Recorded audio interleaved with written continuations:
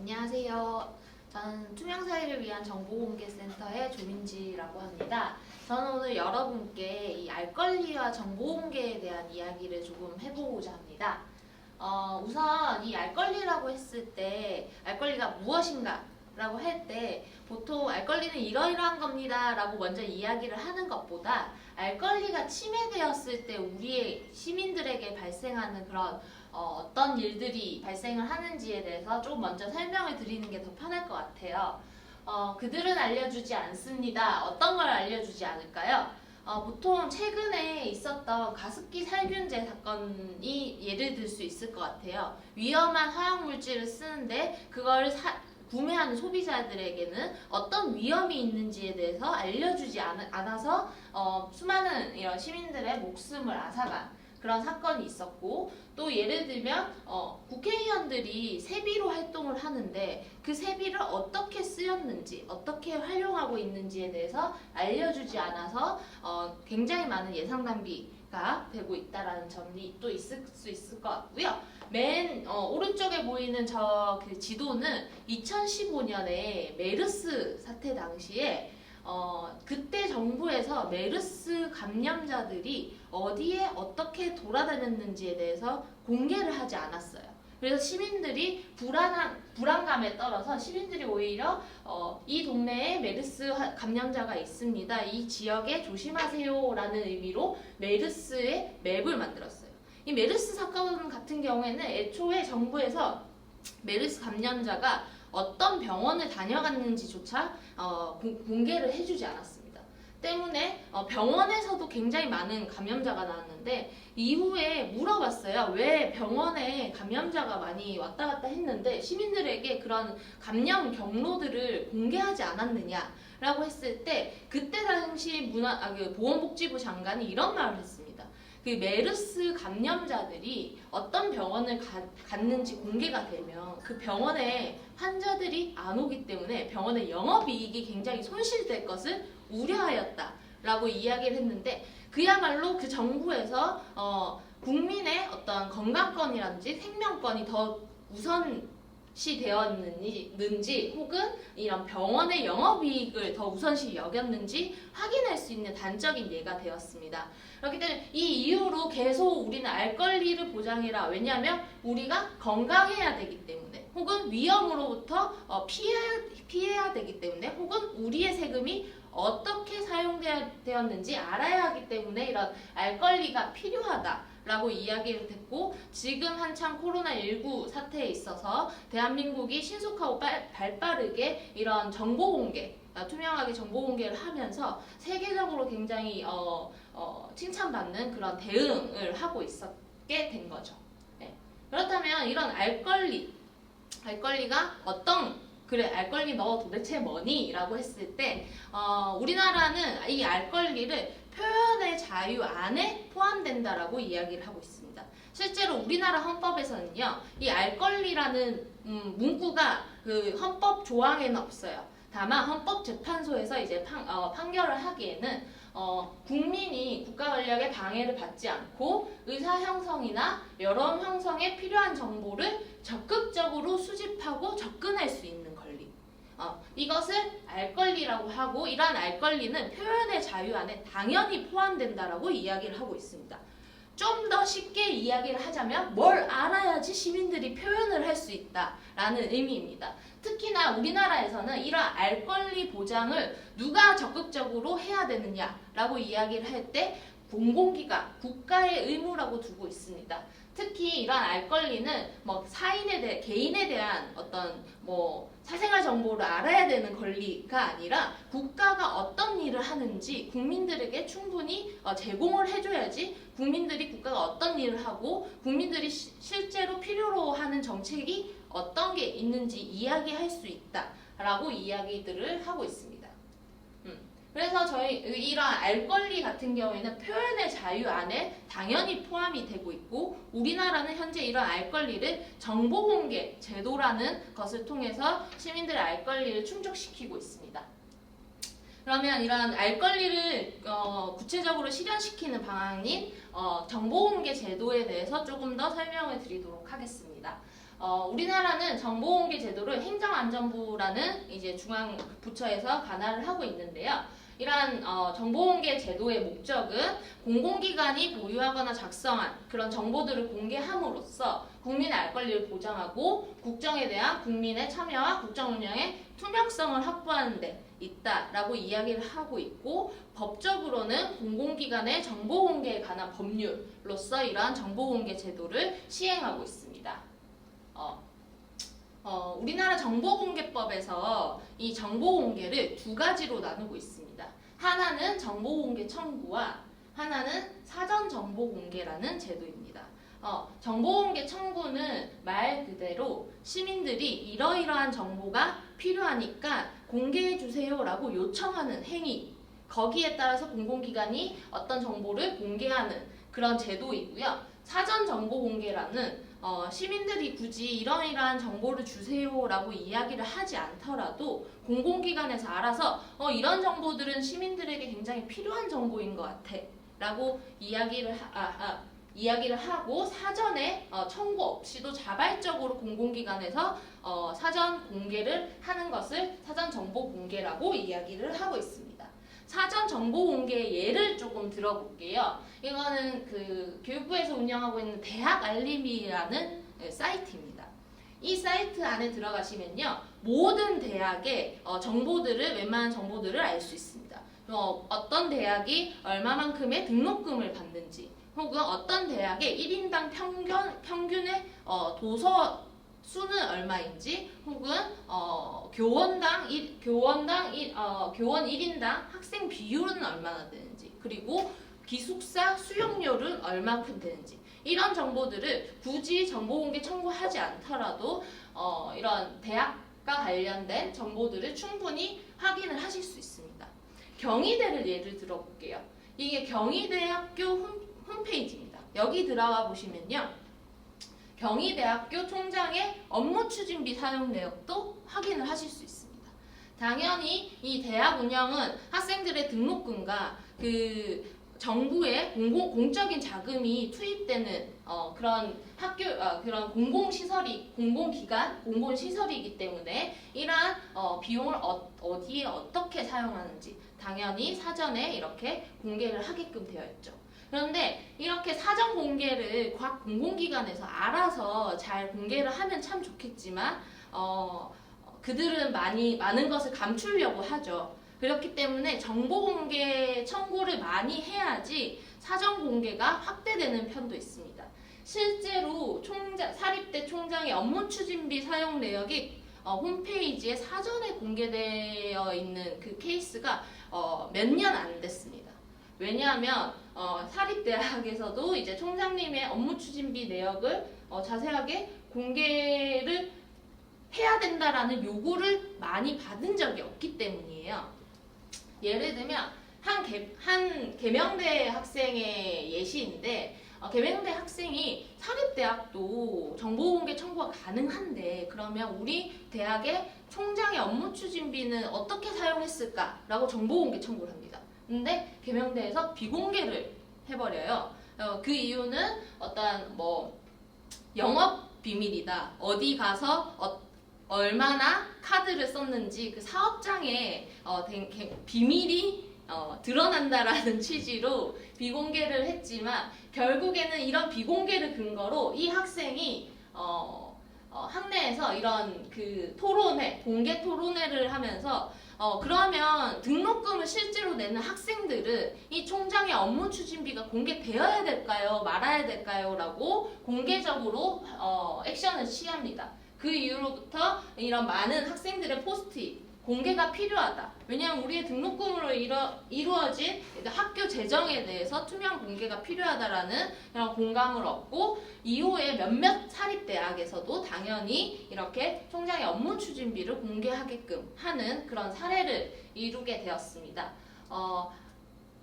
지금 경희대 같은 경우에는 총장의 업무 추진비 같은 게 사전에 공개되어 있지만, 아직도 몇몇 대학에서는 그 대학의 총장의 업무 추진비라든지 투명한 어떤 예산 사용 내역에 대해서 잘 공개를 하고 있지 않습니다. 그렇기 때문에 여러분들이 이번 강의를 통해서 저는 정보공개 청구를 조금 많이 한 번이라도 활용을 해봤으면 좋겠다라고 생각이 듭니다. 그래서 실제로 정보공개 청구를 하려고 하면 어떤 정보를 어떻게 어디에 청구를 해야 되는지가 가장 중요할 것 같습니다. 이 순서가 정보공개 청구서를 내가 만약에 신청을 하게 된다면 진행되는 절차입니다. 정보공개 청구가 들어가고 공개 여부가 결정되고 10일 이내에 공공기관은 그에 대해서 공개를 해주거나 혹은 비공개면 비공개를 해야 될 답변을 해줄 의무가 있습니다. 실제로 그러면 누구나 정보공개 청구를 할 수 있을 것인가 라고 봤을 때 우리나라 정보공개법에서는 모든 국민은 정보의 공개를 청구할 권리를 가진다 라고 해서 이 정보공개 청구권자를 모든 국민으로 명명하고 있습니다. 그러면 공공기관이 정보공개 청구를 하고 싶은데 그 정보는 무엇인가요? 라고 이야기를 할 때 우리가 보통 생각하면 정보라고 하면 종이 문서라든지 엑셀 파일, 한글 파일로만 생각을 하고 있습니다. 근데 그게 아니라 조금 더 확장시켜서 업무상 작성하거나 어디서 업무에 의해서 공공기관의 업무에 의해서 필요에 의해서 어디서 받은 그런 모든 정보들을 청구할 수 있다라고 이야기를 하고 그 정보의 형태는 이 밑에 있는 그 전직 대통령들의 사진이나 동영상 같은 거거든요. 이런 것도 정보공개 청구를 해서 저희가 받은 겁니다. 그렇기 때문에 이런 정보의 형태는 사진이나 동영상 그리고 도면 이런 것들까지 함께 정보공개 청구할 수 있는 정보에 해당된다라고 이해를 해주시면 될 것 같습니다. 그러면 이러한 공공기관이 가지고 있는 정보를 저희는 행정정보라고 이야기를 하고 있는데요. 이런 행정정보가 왜 중요한지에 대해서 간략하게 좀 말씀을 드리겠습니다. 지금 대한민국은 IT 강국 그리고 인터넷 강국으로 인해서 굉장히 많은 정보가 있습니다. 그래서 어떤 정보를 이렇게 선택을 해야 될지 어떤 정보가 정확한 정보인지 오히려 정보의 홍수 속에서 헷갈리는 상황까지 오는데요. 이러한 행정정보, 공공기관이 생산한 정보는 사실적인 가치로서 굉장히 사실적인 가치가 매우 높은 정보로 볼 수 있습니다. 왜냐하면 공공기관이 하는 일 중에 가장 핵심인 거는 정확하게 세금을 걷고 그 세금을 어떻게 쓰느냐에 달려 있는데 그 세금을 걷고 세금을 어떻게 쓰는지를 기준을 정하기 위해서 수많은 사실적인 정보들을 수집하기 때문입니다. 그렇기 때문에 굉장히 이런 행정정보 같은 경우에는 공신력이 있다라고 이야기를 하고 있고 이런 행정정보를 언론이라든지 혹은 논문을 쓰는데도 굉장히 많이 활용이 되고 있습니다. 그리고 또 하나 공공정보, 행정정보 같은 경우에는 이 정보가 잘못되어도 그 정보에 대한 증명 책임은 그걸 작성한 공공기관에게 있기 때문에 이 정보가 매우 틀릴 일은 거의 없다라고 보시면 되시고 앞으로 여러분들이 과제라든지 어떤 일을 하실 때 정확한 정보가 필요하다라고 생각을 하신다라고 하면 지식인에 물어보는 것보다는 오히려 이렇게 행정정보를 받으시는 게 훨씬 더 정확한 그런 정보의 활용이 될 수 있습니다. 그러면 이런 정보들을 도대체 어디에 어떻게 청구를 하느냐가 있습니다. 보통 청구기관 어디에 청구할 수 있어요? 라고 하면 이렇게 많은 행정기관, 사법기관, 헌법기관 많은 기관이 있는데 쉽게 말해서 세금이 투입되는 대부분의 공공기관이라고 생각을 하시면 됩니다. 말 그대로 시청이나 구청도 당연히 정보공개 청구가 가능하고요. 청와대도 청구가 가능하고 그 다음에 세금으로 운영되고 있고 세금이 투자된 이런 공사나 공단, 공기업 같은 경우에도 정보공개 청구가 가능합니다. 또한 그 교육기관, 유치원이라든지 초등학교, 고등학교 그리고 중학교 그리고 사립대학까지 이런 정보공개 청구를 할 수 있는 기관이라고 보시면 됩니다. 그럼 어떻게 하느냐? 우리나라는 굉장히 편리한 게 이 정보공개 포털이라는 곳이 있습니다. 이 포털에서 대부분의 공공기관에 한꺼번에 정보공개 청구를 하실 수도 있고요. 혹은 각 그 공공기관 홈페이지에 들어가셔서 정보공개 청구도 가능하고 우편이나 팩스 혹은 직접 방문해서 정보공개 청구를 하실 수 있습니다. 그러면 내가 정보공개 청구를 하면 어떤 방법으로 받을 수 있을 것인가 라고 했을 때 청구서를 신청할 때 원하는 방법으로 공개를 할 수 있습니다. 내가 이러이러한 정보가 필요한데 나는 직접 가서 보고 싶습니다 라는 열람의 방법 혹은 복사본으로 주세요 라고 이야기하는 사본의 방법 혹은 전자파일로 주세요 라고 하는 전자파일의 방법들을 정보공개 청구를 신청하실 때 청구인이 원하는 대로 직접 선택을 하셔서 받으실 수 있습니다.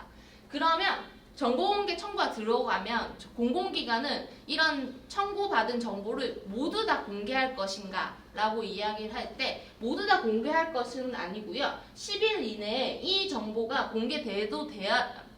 공개되면 될지 혹은 비공개해야 될지에 대해서 공개 여부를 결정하게 되어 있습니다.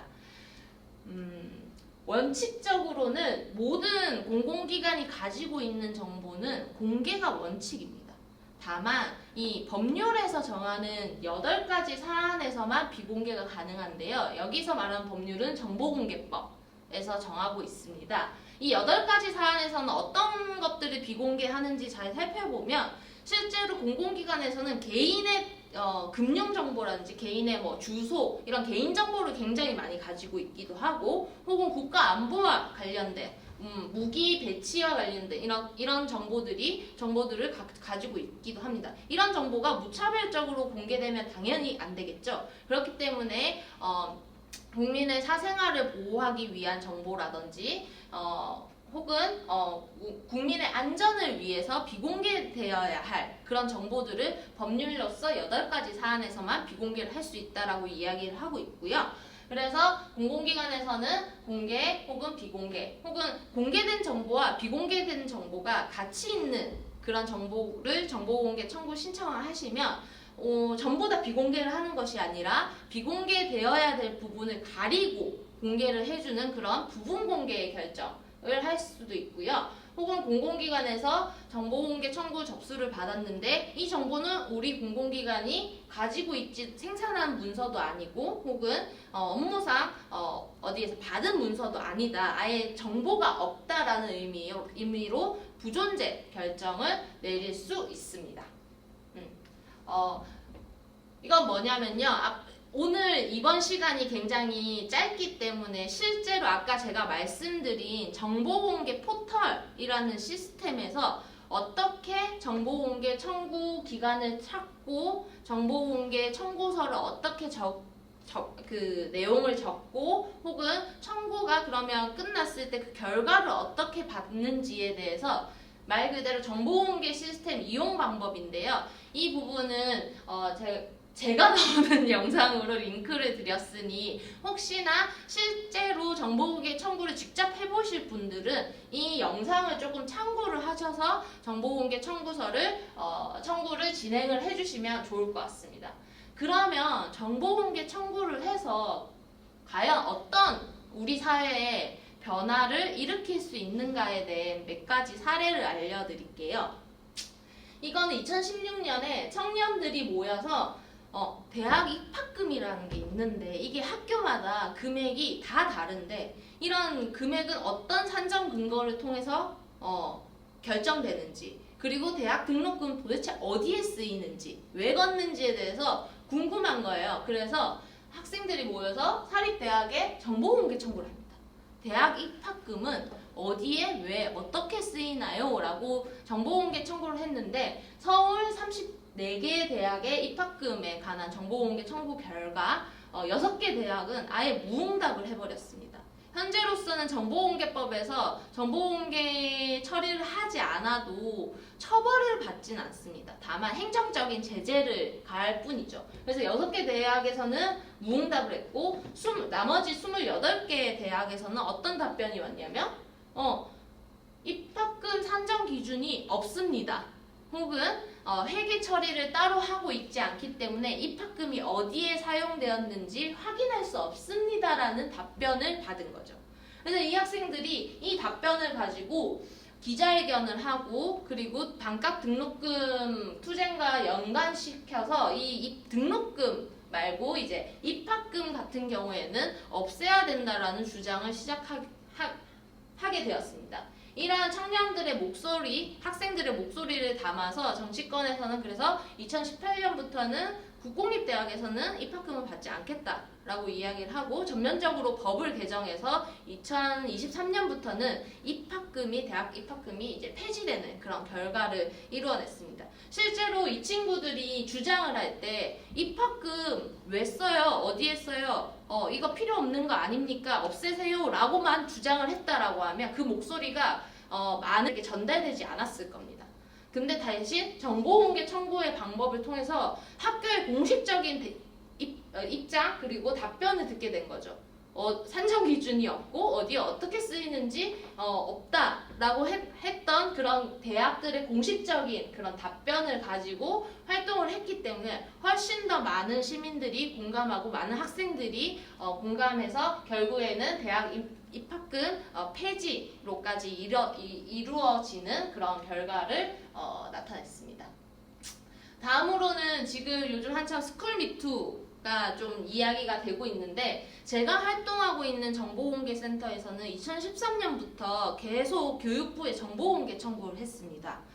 과연 성비위를 저지른 교사들이 어떤 징계를 받았는지에 대해서 정보공개 청구를 했는데 초반에 2013년, 10년 이렇게 초반에는 학생을 성추행하고도 2달 뒤에 돌아오거나 혹은 견책, 예를 들어 그런 심할서를 반성문을 쓰는 걸로 그치는 그런 징계 수위들이 아주 낮은 징계 수위들이 많았습니다. 그래서 저희가 매년 정보공개 청구를 하고 이게 언론 기사화가 되니까 교육부에서 수위를 조금씩 높였습니다. 이런 성비위를 저지른 교사에 대해서. 근데 또 2015년까지의 결과를 받아보니 교사의 징계에서는 중징계와 경징계가 있는데 중징계는 매우 높은 징계라고 보시면 되는데 이게 공립학교와 사립학교의 비율이 다른 거예요. 사립학교는 경징계, 가벼운 징계를 내리는 그 비율이 공립학교 거의 절반 가까이 되는 거죠. 그만큼 이 성비 교사들에 대해서 징계를 세게 안 내린다라는 뜻인데 이게 왜 그렇냐라고 저희가 이 데이터를 가지고 물어보니 학교 교원의 징계 권한은 공립학교 같은 경우, 국공립학교 같은 경우에는 교육청 소관인데 사립학교 같은 경우에는 그 사립학교의 학교 법인에서 징계 수위를 결정하기 때문에 이런 다른 수위가 나온다라고 이야기를 했습니다. 그 이유로 이걸 근거로 가지고 또 저희가 굉장히 이게 문제이다. 학교라는 곳은 똑같이 공공 그 교육을 분담하는 그런 시설인데 왜 사립학교와 공립학교의 성범죄 비위를 저지른 교사들의 징계 현황이 이렇게 다를 수가 있느냐라고 해서 그 이유로 확실히 그 이후로 교육부에서 그러면 똑같은 기준을 가지고 공립학교 교원과 사립학교 교원의 징계 수위를 똑같은 기준으로 맞추겠다라는 변화까지 이루게 됐고요. 그리고 실제로 이런 중징계가 연도별로 많아지는 것을 볼 수 있습니다. 계속 우리 학교에 성추행하는 선생님이 있어요. 이 선생님을 처벌해주세요 라고 이야기를 할 때는 아마 그 목소리가 조금 작게 그리고 많은 사람들과 공감을 하지 못했을 거예요. 근데 이렇게 정보공개 청구를 통해서 실질적으로 성비위를 저지른 선생님들이 어떤 처벌들을 받고 있고 그런 징계 수위는 어떤 수준인가라고 계속 정보공개 청구를 가지고 그 징계 수위를 높여야 된다 혹은 동일한 징계 처분을 해야 된다라고 이야기를 했고 결국에는 이렇게 조금 그 신고 건수와 그리고 처벌 건수 이런 징계 건수들이 좀 많이 늘어나는 그런 결과가 나타나게 됐고요. 요즘 이야기하는 그런 스쿨 미투 징계를 받은 그런 선생님들에 대해서 징계 결과가 어떻게 되었는지 더 구체적으로 밝혀야 된다라는 운동까지 이어지게 되었습니다. 또 하나는 그냥 간단한 정보공개 청구 작업이었는데요. 이전에 박종철 열사의 기념관이 남영동 대공분실에 있는 경찰 인권센터 내에 있었습니다. 근데 보니까 경찰 인권센터가 월요일부터 금요일까지만 운영을 해요. 그리고 문 여는 시간도 9시부터 6시까지만 문을 엽니다. 그렇게 되면 일반 직장인들 혹은 학생들은 이 박종철 열사의 기념관을 가려면 휴가계를 내거나 결석계를 내고 갔어야 됩니다. 이 남영동 대공분실이라는 옛날에 경찰의 인권유린의 장소에서 다시는 그러지 않겠다라는 의미로 여기 인권센터를 차리고 그 안에 박종철 열사 이런 경찰의 과오를 다시는 저지르지 않겠다라는 의미로 박종철 열사의 기념관을 그 안에 설치를 했는데 이런 식으로 많은 시민들이 가지 못하게 운영을 했던 거죠. 그래서 이게 굉장히 문제가 있는 것 같아서 저희가 정보공개 청구를 합니다. 그렇다라고 하면 정말 월별로 방문객 수가 얼마나큼 되는지 보시면 1월부터 12월까지 방문객 수를 보는데 6월 항쟁이 있었던 이런 6월 같은 경우에는 확실히 방문객이 꽤 높게 올라가는 것을 볼 수 있습니다. 그 외에도 평균 한 월 300명의 시민들이 이 인권센터 박종철 열사의 기념관을 가는 걸 보면서 평일 낮 시간에만 운영하는데도 이 정도의 방문객 수가 나오는데 그러면 주말에도 개방을 해야 된다. 이런 기념관 같은 경우에는 특히 휴일에 개방을 해야지 많은 시민들이 갈 수 있기 때문에 이걸 근거로 휴일에도 개방해라 라는 의견을 개진을 했고 결국에는 2017년에 박종철 열사 기념관을 토요일에도 개방하는 결과를 냈고요. 그 다음에 영화 1987로 인해서 이런 박종철 열사의 기념관이 다시 한번 재조명되면서 박종철 열사 기념재단에서 새롭게 다른 장소에서 그런 기념관을 운영하게 되는 그런 결과까지 일으켜지게 되었습니다. 네, 여기까지 정보 공개로 인해서 어떤 변화가 일어났는지에 대해서 제가 좀 간략하게 설명을 몇 개 사례를 드렸어요. 근데 우리가 정보공개한다라는 것은 무엇일까라고 생각을 할 때 정보공개 청구 혹은 정보공개라는 것은 도깨비 방망이가 아니에요. 정보공개 청구는 내가 이게 필요해, 이게 바뀌었으면 좋겠어, 그래서 청구한다고 해서 바로 그 문제가 해결되는 것은 아닙니다. 하지만 다만 우리가 정보공개 청구를 하고 이것을 함께 안다라는 것 자체가 그게 시작이 되어야지 우리 사회에 어떤 문제들이 있는지 확인이 되고 그러면 이 문제를 해결하려면 어떤 방식으로 해결을 해야 되는지 그런 사회적인 공론장이 형성이 될 거고 그 공론장 형성으로 인해서 사회가 조금 더 나은 사회로 조금 더 발전을 할 수 있게 되는 그런 시발점이 되지 않을까라고 생각을 합니다. 그리고 정보공개 청구라는 것이 이렇게 사회 함께 알고 사회 공론장을 만들고 사회를 변화시키는 출발점이 될 수도 있지만 한 공공기관에게는 지켜보고 있다라는 메시지를 던질 수도 있습니다. 저 같은 경우에는 어디 뭐 글을 쓰는 것도 아니고 그 다음에 언론에 제보하는 것도 아닌데 매년 정보공개 청구를 하는 게 있어요. 그게 뭐냐면 2014년 세월호 참사 당시에 국민들이 그 세월호 참사에 대해서 굉장히 안타까워하고 이런 피해자들을 지원해주고 싶다라는 의미로 국민성금이 굉장히 이루어졌는데요. 그런 국민성금이 아직 다 사용이 되고 있지 않습니다. 그렇기 때문에 이러한 국민성금이 어떻게 사용되어 있는지 저는 매년 청구해요. 그거를 어떻게 빨리 쓰세요, 이렇게 쓰세요 라는 의미의 정보공개 청구가 아니라 그만큼 많은 국민들이 가슴 아파하고 이 위로의 차원으로 성금을 해준 것을 함부로 쓰지 마세요. 누군가는 여기에 대해서 지켜보고 있습니다 라고 메시지를 전달하는 의미로 정보공개 청구를 신청을 하기도 하거든요. 그래서 여러분들이 앞으로 정보공개 청구가 처음에는 좀 어렵다라고 생각이 들어도 인터넷에서 충분히 누구나 신청을 손쉽게 신청을 하실 수 있기 때문에 무언가 궁금하다라고 하면 정보공개 청구를 해보시는 것 혹은 공공기관의 정보를 찾아보시는 것을 추천드립니다. 오늘 제가 말씀을 더 많이 드리고 싶은데 좀 이런 강의 시간이 짧아서 저희 정보공개센터라는 홈페이지를 안내를 해드릴게요. 여기서는 저희가 창립 이후에 한 11년간 어떤 정보공개 청구들을 진행했는지, 어떤 알 권리 침해가 있어서 어떻게 우리가 활동을 하면 어떻게 활동을 했는지까지 나와 있고요. 실제로 뭐 알고 싶은 정보가 있으시다거나 정보공개 청구에 조금 막힘이 있으시면 언제든지 연락을 주시고요. 오늘은 여러분들이 이것 딱 하나만 알아주셨으면 좋겠어요. 나는 대한민국의 국민으로서, 시민으로서 공공기관, 정부에 당연히 이 정보들을 요구할 수 있다. 내가 꼭 실제로 정보공개 청구를 직접 진행하지 않더라도 알아야 되는 권리. 내가 충분히 원하면 충분히 알려줘야 되는 의무가 정부에게 있다.